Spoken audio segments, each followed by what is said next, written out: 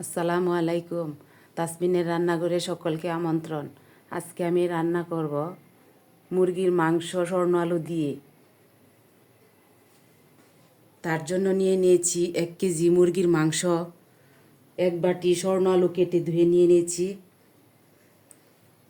নিলাম 1.5 টেবিল চামচ হলুদের গুঁড়া, 2 টেবিল চামচ মরিচের গুঁড়া, 1.5 টেবিল চামচ ধনিয়ার গুঁড়া, 1 টেবিল চামচ জিরার গুঁড়া, 3 টুকরো দারচিনি, 6টা লং, 8টা এলাচি, 7-8টা গোলমরিচ, পরিমাণ মতো লবণ, আদা রসুন বাটা 2 টেবিল চামচ,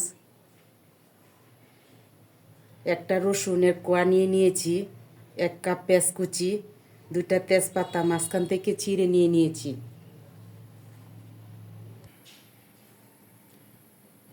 এখন চুলায় আমি একটা পাতিল বসিয়ে দিলাম। পাতিলের মাঝে 1/2 কাপ সয়াবিন তেল দিয়ে দিলাম। তার মাঝে আমি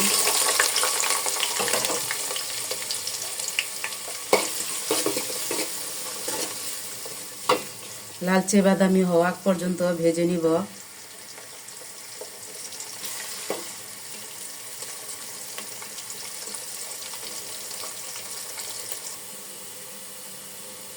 পেঁয়াজটা আমার ভাজা হয়ে গেছে, দিয়ে দিচ্ছি অল্প পানি।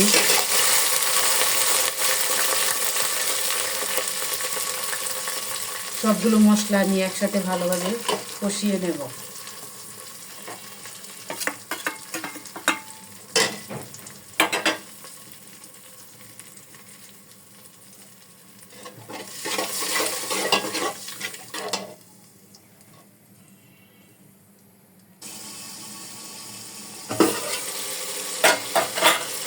আমার মশলা কষানো হয়ে গেছে, তেল উপরে উঠে এসেছে।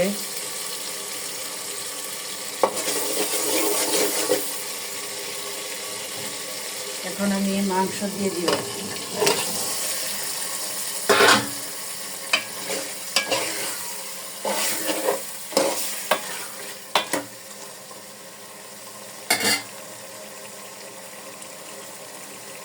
স্বর্ণ আলু দিয়ে দিব, একসাথে ভালোভাবে কষিয়ে নিব।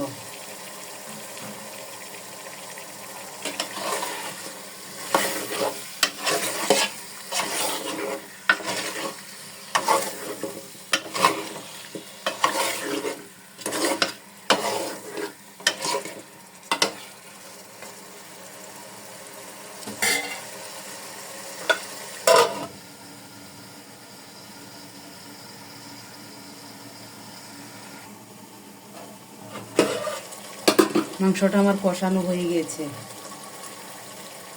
এখন দিয়ে দিব পরিমাণ মতো পানি।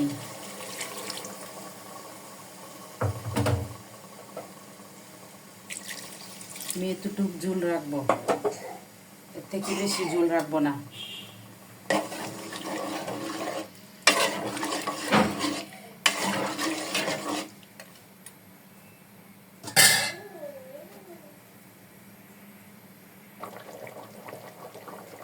দিয়ে দিলাম পানি, ভালো করে জাল করে নেব। 20 মিনিট জাল হবে।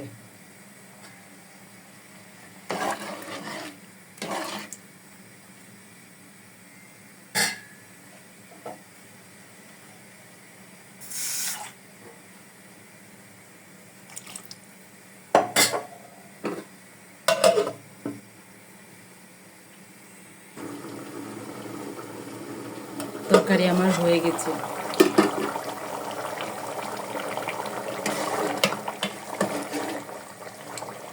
মাংস রান্না হয়ে গেছে, এতটুকু পরিমাণ আমি ঝোল রাখবো।